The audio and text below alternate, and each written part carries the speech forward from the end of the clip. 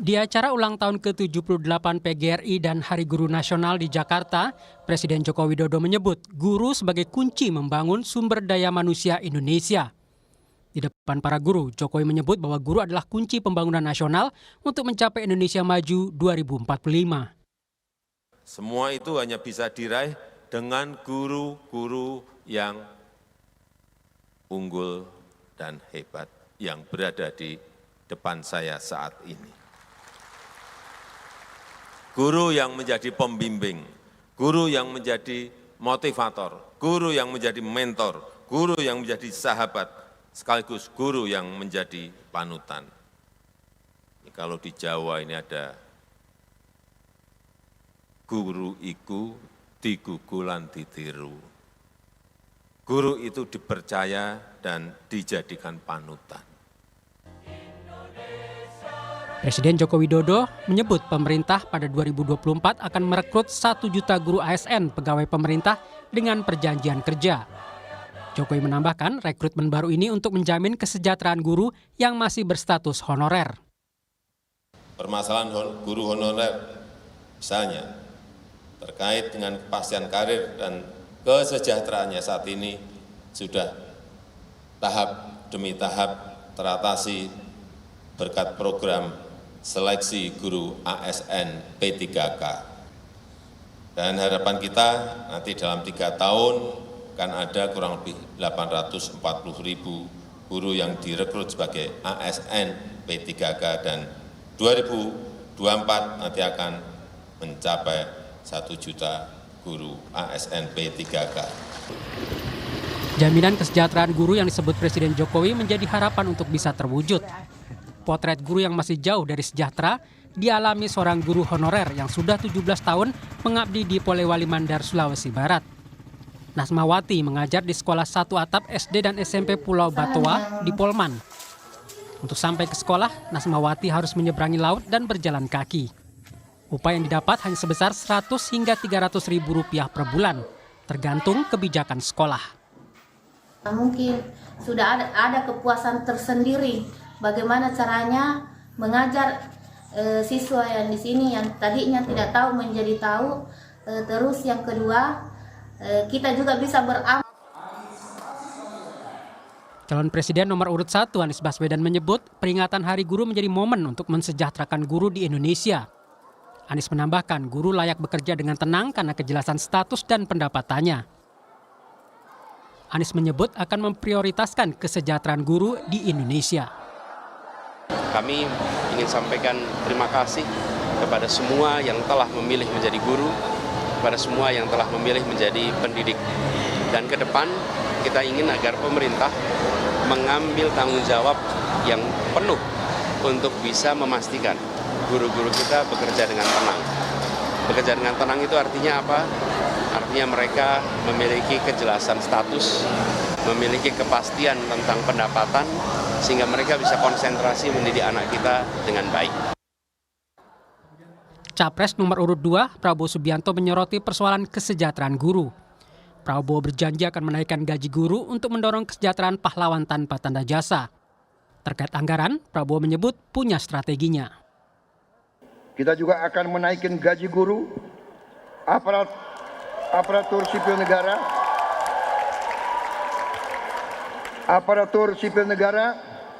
anggota TNI, Polri, kepala desa, perangkat desa, dan semua RW RT di seluruh Indonesia.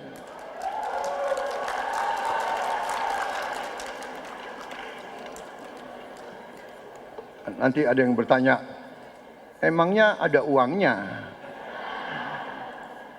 Ada uangnya. Yang bocor-bocor harus kita tutup kebocorannya. Cawapres nomor urut 3, Mahfud MD menyebut prihatin dengan nasib guru honorer. Mahfud menyoroti pengabdian guru honorer tetapi menyebut tak akan membiarkan eksploitasi terhadap guru honorer. Mahfud mengklaim akan memperbaiki kesejahteraan guru. Banyak guru yang honorer, sudah bertahun-tahun, gajinya tidak sampai 300.000. Tapi mereka mengatakan saya akan tetap mengabdi.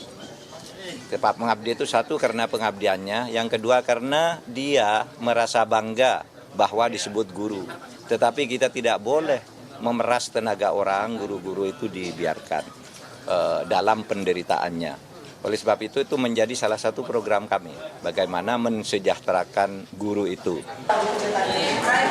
Kesejahteraan guru, khususnya guru honorer, memang terus menjadi sorotan karena pendapatan mereka yang jauh di bawah upah standar. Ironi, di tengah anggaran pendidikan 20% dari total APBN Indonesia. Tim Liputan, Kompas TV.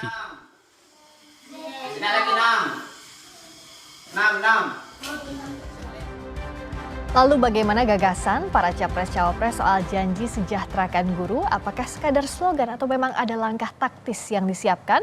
Kita bahas bersama Saan Mustafa, tim pemenangan Anies Mohaimin, bergabung juga Andre Rosiade, juru bicara tim pemenangan Prabowo Gibran, dan telah bergabung Ciko Hakim, juru bicara tim kampanye Ganjar Mahfud. Selamat malam semuanya, Kang Saan, Bang Andre, juga Bang Ciko. Malam, Priska, Andre, Mbak Priska. Malam, Mbak Andre, Mas Ciko. Ya, Selamat malam, saya ke Kang Saan dulu. Sesuai nomor urut lah ya. Kalau Kang Saan, apa sebenarnya target tim Anies Mohaimin soal kesejahteraan guru, realnya seperti apa? Dunia pendidikan itu kan ada beberapa persoalan ya. Tentu yang pertama tadi soal kesejahteraan guru atau para pengajar. Yang kedua soal akses keadilan untuk mendapatkan pendidikan yang berkualitas dan tinggi, dan tentu ini buat masyarakat kan. Jadi ada kesejahteraan untuk para pengajar, yang kedua ada akses keadilan, keadilan untuk mengakses pendidikan yang tinggi dan berkualitas. Ini menjadi hal yang penting. Misalnya gini, saya ingin mulai dari Indeks Pendidikan Indonesia. Indeks Pendidikan Indonesia itu untuk tahun 2023 ada di posisi 67 dari 203 negara. Jadi dia di antara Albania dan Serbia kan. Nah ini dengan negara dengan jumlah penduduk sangat besar, tapi indeks pendidikannya di dunia urutan ke-67. Jadi, nah ini tentu ini juga harus menjadi catatan dan tantangan tersendiri ke depan bagaimana menaikkan indeks pendidikan di Indonesia. Ya. Nah, untuk bisa menaikkan indeks pendidikan, tentu keadilan akses terhadap dunia pendidikan itu harus kita buka. Makanya yang menjadi nanti concern untuk bisa akses soal keadilan pendidikan, kita ingin wajib belajar itu kalau sekarang kan 9 tahun ya. Sekarang kita ingin 12 tahun. Agar nanti plus 1 tahun PAUD-nya ya. Jadi 1 tahun plus 12 tahun. Agar nanti ada piramidnya itu tidak terlalu jomplang. Jadi antara yang SD, SMP, SMA dan kuliah itu tidak terlalu ada gap yang tidak terlalu jauh kan itu. Kalau kita bisa mewujudkan wajib belajar 12 tahun plus 1 tahun PAUD. Sehingga kesempatan mereka nanti untuk bisa mengakses pendidikan tinggi itu terbuka besar. Ya. Itu satu ya untuk masyarakatnya. Sehingga dari kalangan masyarakat apapun kalau wajib belajarnya kita tingkatkan, dia bisa punya kesempatan yang sama untuk pendidikan. Yang kedua terkait dengan soal pengajarnya, gurunya. Tadi, pertama terkait dengan soal status. Kebetulan saya di Komisi 2 ini udah 2 periode, hampir 6 tahun saya di Komisi 2 ya. Dan salah satu problem terbesar ketika di Komisi 2 itu menyelesaikan masalah honorer K2. Dan honorer yang paling besar itu adalah honorer untuk tenaga pendidikan, guru. Jadi honorer ya, K2. Bagaimana status mereka yang terkatung-katung. Karena status mereka yang terkatung-katung itu pun berimplikasi terhadap kesejahteraan. Saya punya sahabat-sahabat teman-teman saya kebetulan dari kampung. Ya. Hampir dulu sering demo datang ke ruangan saya. Hampir 30-an tahun mereka mengabdi menjadi tenaga pengajar. Ya, oke. Mereka honorer. Saya datang ke sekolahnya di SD, itu selalu dipang-pang, di papan pengumuman itu, gaji dia. Itu nggak lebih dari 300.000 sebulan. Kalau dihitung dengan yang lain-lain, mungkin 500-an ribuan. Oke, Kang. Jadi karena status yang nggak jelas, maka kesejahteraannya pun nggak jelas. Nah, pemerintah harus ke depan komitmen untuk mereka yang sudah mengabdi puluhan tahun. Walaupun besok misalnya dia pensiun, tapi dia harus diangkat. Oke, baik. Setidaknya menjadi P3K, kan gitu kan? Oke, baik. Menjadi P3K, Oke. dan ada kepastian dari Oke. status. Baik, Kang Saan. Terima kasih. Saya ke Bung Andre. Konkretnya seperti apa? Bang Andre? Masih di mute? Udah jelas, Friska? Oke, silakan. Oke, Friska. Kalau agak ke Tadi tengah sebenarnya duduknya. dalam putaran dalam pidato Pak Prabowo udah jelas. Ya, udah. Ke tengah. Sudah. Jadi gini, pidato Pak Prabowo tadi yang diputarkan oleh Kompas TV kan jelas bahwa dalam jangka pendek tadi soal guru, Pak Prabowo sudah menyampaikan akan menaikkan gaji ASN. Termasuk dalam hal ini adalah gaji untuk guru, dosen, tenaga kesehatan, dan penyuluh serta personel TNI Polri dan lain-lain. Kenapa kenaikan ini gaji ini dianggap penting? Untuk memastikan pelayanan publik yang baik dan kesejahteraan ASN. Nah, kebijakan ini didasarkan pada prinsip bahwa pelayanan publik, yakni guru yang berkualitas, dapat terwujud ketika guru atau ASN termasuk para pendidik dan tenaga kesehatan berada dalam kondisi sejahtera, sehingga pendapatan mereka perlu ditingkatkan. Itu jangka pendeknya, Friska. Pertanyaan Friska. Nah, juga bagi Pak Prabowo, sebenarnya Pak Prabowo kan visi misinya ada di Asta Cita yang keempat, memperkuat pembangunan sumber daya manusia, sains, teknologi, pendidikan, kesehatan, prestasi, olahraga, kesejahteraan gender, serta penguatan peran perempuan, pemuda, dan penyandang disabilitas. Ini ada berbagai item. Tapi bicara guru tadi, betul yang disampaikan Bang Saan, bagaimana Pak Prabowo dalam poin ke-17 tadi, ingin mengangkat guru honorer secepatnya secara berkala, dan tenaga honorer K2 menjadi ASN. Itu harus dicarikan solusinya. Dan itu yang paling penting, Friska, bagi Pak Prabowo dan Mas Gibran, pendidikan tidak hanya berfokus pada peningkatan kualitas sumber daya manusia melalui pembangunan sekolah unggulan dan perbaikan infrastruktur pendidikan, tetapi juga menggabungkan perbaikan fisik, infrastruktur sekolah. Kami juga intinya akan memperhatikan sekolah-sekolah yang perlu direnovasi. Dengan sosial dan ekonomi, termasuk dengan program kartu kesejahteraan. Kenapa? Untuk menunjukkan pemahaman bahwa pendidikan berkualitas tinggi harus diakses oleh semua lapisan masyarakat. Jadi pendidikan bukan hanya diakses bagi orang kaya. Ini mencerminkan pemahaman bahwa pendidikan bukan hanya tentang fasilitas, tapi juga tentang kesempatan dan kesejahteraan siswa. Kami juga bertekad untuk menyediakan pendidikan berkualitas tinggi di sekolah-sekolah unggulan yang akan dibangun oleh Pak Prabowo dan Mas Gibran di setiap kabupaten. Nah, ini tidak hanya tentang akses ke pendidikan yang lebih baik, tetapi juga tentang menciptakan lingkungan belajar yang mendukung, di mana setiap anak merasa diperhatikan dan dihargai. Nah, ini penting juga untuk kesejahteraan siswa.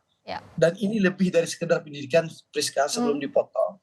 Dalam rangka mendukung kesejahteraan siswa, kami akan meluncurkan program makan minum gratis di sekolah-sekolah. Kami percaya bahwa nutrisi yang baik adalah kunci untuk pembelajaran yang efektif. Dengan program ini, setiap siswa akan mendapatkan asupan nutrisi yang mereka butuhkan untuk berkonsentrasi dan berprestasi di sekolah. Untuk membantu, ini penting juga, keluarga yang mengalami kesulitan ekonomi, kami akan memperluas program kartu kesejahteraan sosial dan kartu usaha. Tujuan kami adalah memastikan tidak ada anak yang tertinggal dalam pendidikan karena alasan finansial. Jadi intinya, visi kami tentang pendidikan melampaui ruang kelas. Kami ingin memastikan bahwa setiap anak di Indonesia tidak hanya menerima pendidikan yang unggul, tetapi juga mendapatkan dukungan kesejahteraan yang mereka butuhkan untuk tumbuh dan berkembang secara optimal. Itu Friska. Baik, kalau dari Bung Ciko? Jadi gini, di dalam visi misi kita justru di nomor urut 1 kita bicara soal sumber daya manusia, yaitu mempercepat pembangunan manusia Indonesia yang unggul dan berkualitas, produktif dan berkepribadian. Nah, dalam rinciannya ada beberapa poin di situ, tapi akan kami kembali terakhir pada guru ya. Nomor 1 kami ingin mengadakan wajib belajar 12 tahun, yang artinya ketika kita bicara wajib adalah gratis. Dan dengan tagline pintar tanpa biaya. Pendidikan ini harus merata dan berkualitas untuk sekolah negeri maupun swasta. Nah, ada juga program Satu Keluarga Prasejahtera atau Satu Keluarga Miskin Satu Sarjana. Dan ini untuk memutus rantai kemiskinan, kita memastikan setiap kalangan miskin, keluarga miskin dapat menyekolahkan minimal 1 anak setingkat sarjana. Nah, kemudian ada integrasi pendidikan dan pelatihan vokasi. Mengembangkan kebutuhan, menyambungkan kebutuhan dunia usaha dengan pendidikan vokasinya dan kurikulum pendidikan, dan begitu juga pemagangan yang nyata untuk anak-anak yang lulus dari sekolah vokasi. Kemudian yang terakhir dan cukup penting adalah penguatan peran pesantren. Nah, kami juga ingin menyetarakan pesantren seperti sekolah-sekolah biasa, memberikan kesempatan beasiswa yang sama, dan juga beasiswa untuk dari 12 tahun itu juga sama dengan sekolah-sekolah biasa dan sekolah swasta. Nah, yang terakhir, dan ini muaranya, saya setuju dengan Bang Saan maupun Bung Andre, bahwa pada ujungnya kita bicara soal pendidikan, selalu bermuara tentang pendidiknya. Karena kita bicara pendidikan berkualitas, merata, A, B, C, D, dan lain-lain. Setingkat ini, setingkat itu. Berarti kan gurunya yang harus nomor 1 diperhatikan. Nah, kesejahteraan guru selalu dalam pembicaraan kita ketika kita menggodok visi misi ini, Pak Ganjar selalu mengingatkan bahwa gimana caranya supaya guru bisa gaji 30 juta. Nah, ini cukup mengejutkan ya. Tapi buat kita ketika kita olah dan lain-lain, nomor 1 memang selalu harus ada political will. Orang bertanya, itu ngada-ngada uangnya dari mana? Political will itu penting ketika kita bicara soal, let's say, di Indonesia, BPJS ya, kan itu universal healthcare. Di banyak negara, menggodok itu belum berhasil. Tapi kita termasuk berhasil soal itu. Karena apa? Karena ada political will. Ada keinginan politik yang kuat, dan itu bisa terrealisir. Nah, tentunya mentargetkan sampai 30 juta per bulan untuk guru maupun dosen, sesuatu yang cukup tinggi, tapi kami berharap itu dapat kami capai.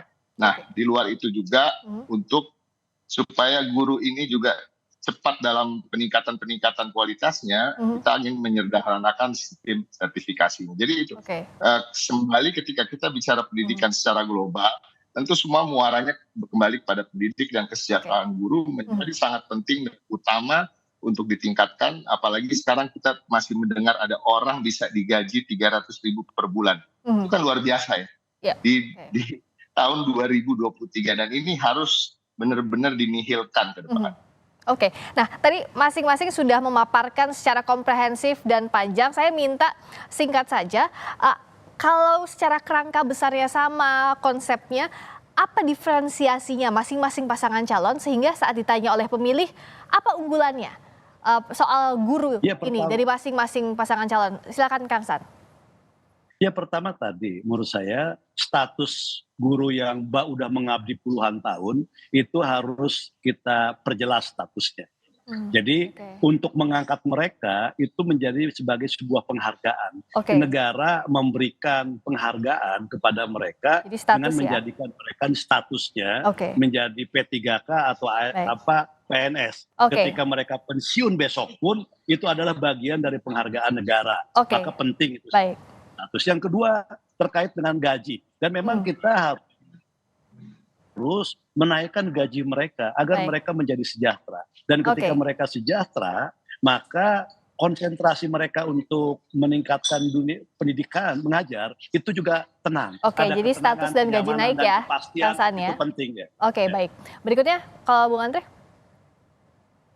Ya, Friska, tentu pertama melanjutkan program Kartu Indonesia Pintar dan memperluas cakupan program hingga ke pesantren dan perguruan tinggi. Oke, KIP berikutnya. Cita-cita keempat Pak Prabowo di poin 17 itu jelas, ya, mengangkat guru honorer secepatnya secara berkala dan tenaga honorer K2 menjadi ASN. Oke, mengangkat status ASN ya.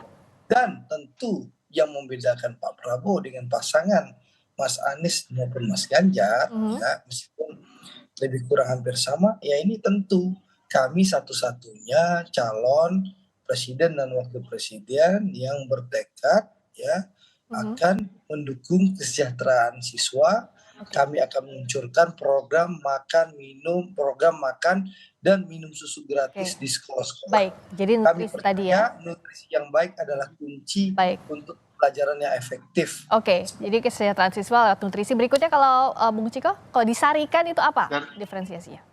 Poin-poin. Diferensiasinya saya rasa tidak terlalu runcing kalau dilihat dari kita bicara pengangkatan guru honorer sebagai ASN.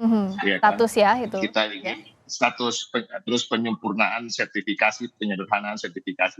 Namun mungkin bisa saya ulangi dari yang saya sampaikan di awal bahwa mungkin kami yang berani menargetkan untuk supaya gaji guru bisa mencapai nilai 30 juta rupiah. Nah ini memang akan terus diperjuangkan dan kita akan mencoba bagaimana supaya political will ini bisa masuk ke dalam ruang-ruang legislatif maupun eksekutif supaya ini bisa terwujud. Oke, terima kasih banyak sudah berbagi perspektif menarik soal pendidikan terutama untuk kesejahteraan guru. Semoga ini bisa diwujudkan siapapun nanti yang terpilih.